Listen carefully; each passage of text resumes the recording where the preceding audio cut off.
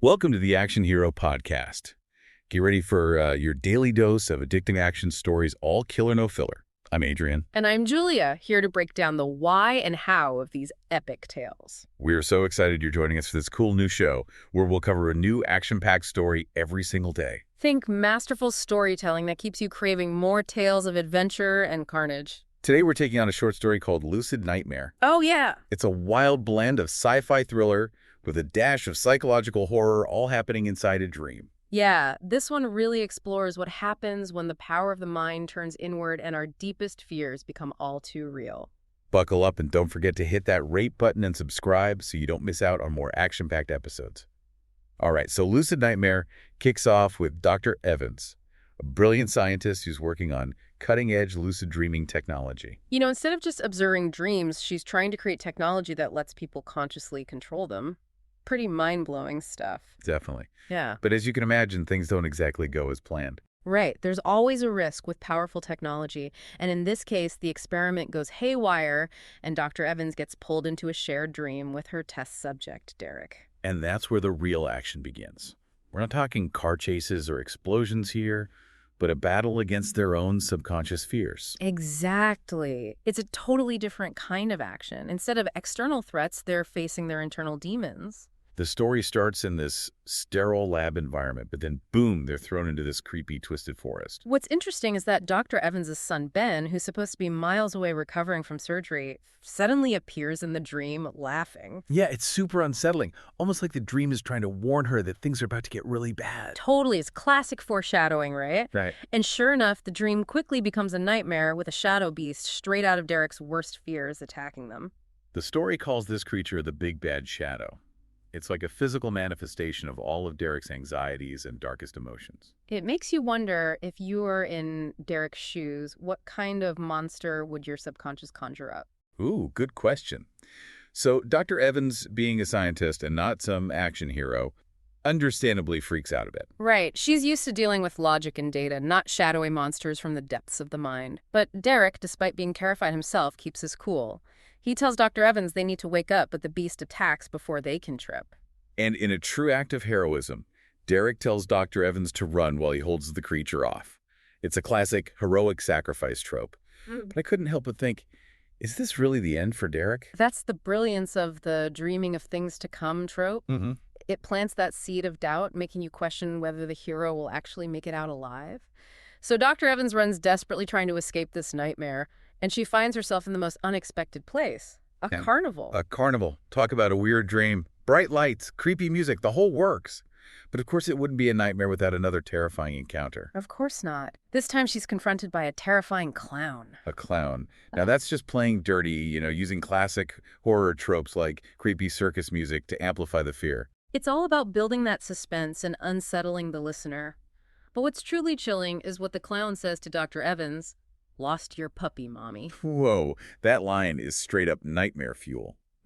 Especially knowing that Dr. Evans is deeply worried about her son. It's a brilliant use of psychological manipulation, tapping into her deepest fear and vulnerability. And this is where we see Dr. Evans transform. The story calls it the mama bear trope. It's like a switch flips inside her. She's no longer just afraid, but absolutely furious. That protective instinct, that fierce love for her son, becomes her superpower. And instead of cowering in fear, she attacks the clown head on. Not with weapons or any special gadgets, but with pure willpower. It's a pivotal moment because she finally realizes she's in a lucid dream. She has the power to change things. But just when you think she's got the upper hand, more scary figures appear. These figures represent her past failures and insecurities, all those things that haunt her. It's like the dream is throwing everything it can at her, testing her resolve. Right. It's forcing her to confront not only her fears, but also her past traumas. But Dr. Evans doesn't back down. She uses her newfound control to confront these psychological demons, refusing to be defined by her past. It's such a powerful image of self-acceptance and resilience. And ultimately, she forces herself awake. Back in the lab, she finds Derek alive, thankfully. The dream may be over, but it's clearly left a lasting impact on them both. It's a reminder that even in the most terrifying situations, we have the power to overcome our fears, not just in our dreams, but in our waking lives, too.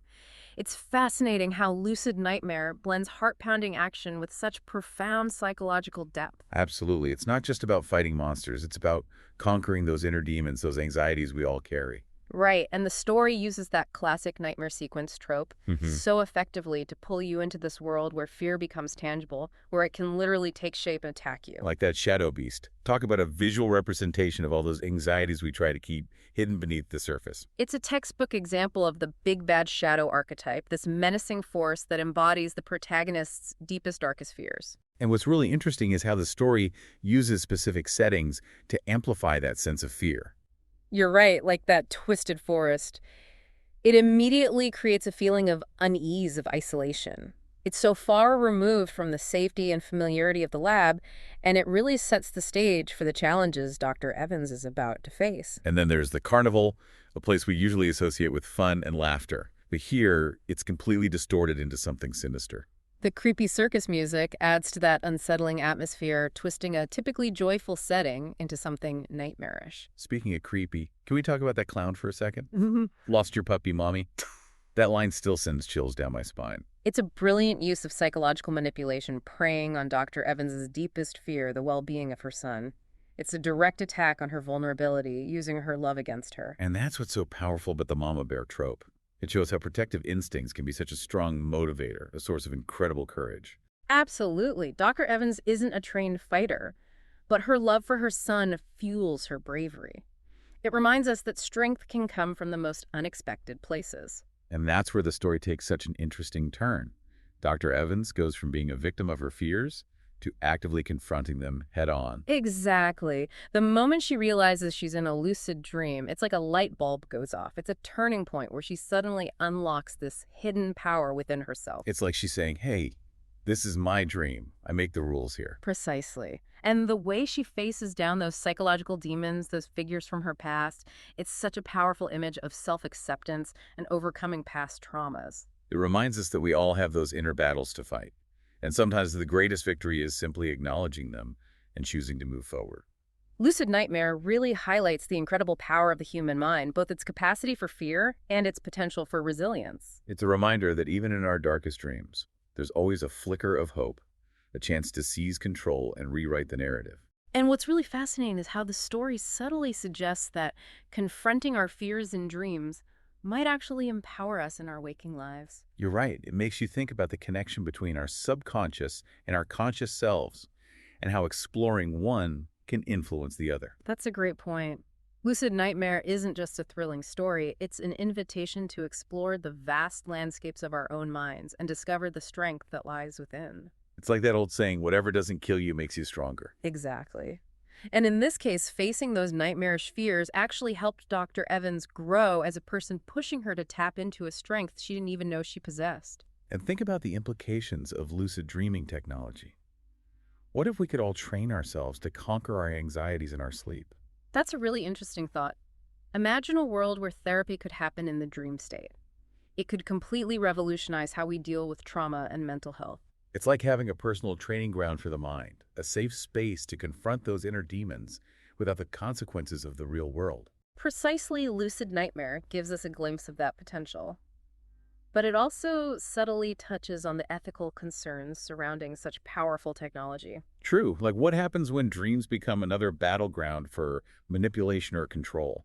It's a chilling thought. It's a reminder that every scientific breakthrough comes with a responsibility to use it wisely.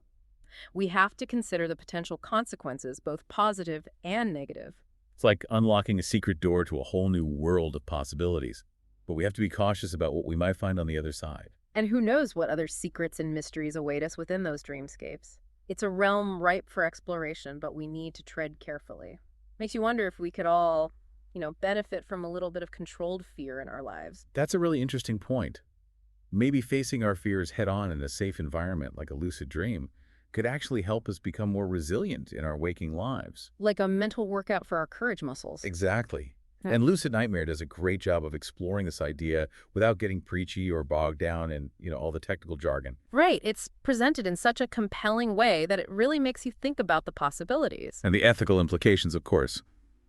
We can't just ignore the potential downsides of a technology that could essentially manipulate our dreams. Yeah, for sure. What happens if someone uses this technology for malicious purposes? Could it be used to implant fears or control people's thoughts? Those are definitely questions we need to consider as this technology continues to develop. It's a powerful tool, and with great power comes great responsibility. Absolutely. But even with those potential risks, there's something undeniably fascinating about lucid dreaming. Totally. It's like unlocking a hidden world within our own minds, a world where anything is possible. And who knows what amazing discoveries or breakthroughs we might find in those dreamscapes. The possibilities are truly endless, and Lucid Nightmare gives us just a glimpse of what might be waiting for us in those uncharted territories. Well, that about wraps up our look at Lucid Nightmare. What an incredible story. It is a reminder that sometimes the most thrilling adventures happen not in the external world, but within the depths of our own minds. And that we all have the power to face our fears, conquer our challenges, and emerge stronger on the other side. Just like Dr. Evans. She went from a terrified scientist to a fearless dream warrior. That's what we love about these action stories. They inspire us to be bolder, to push our limits, and to never give up, even when things get scary. So the next time you find yourself facing a challenge, remember Dr. Evans and her journey through lucid nightmare. You have the strength within you to overcome anything. And that's a wrap on today's episode of the Action Hero Podcast. We hope you enjoyed this wild ride. Don't forget to rate and follow so you don't miss out on more epic tales of adventure and carnage. Until next time, stay adventurous.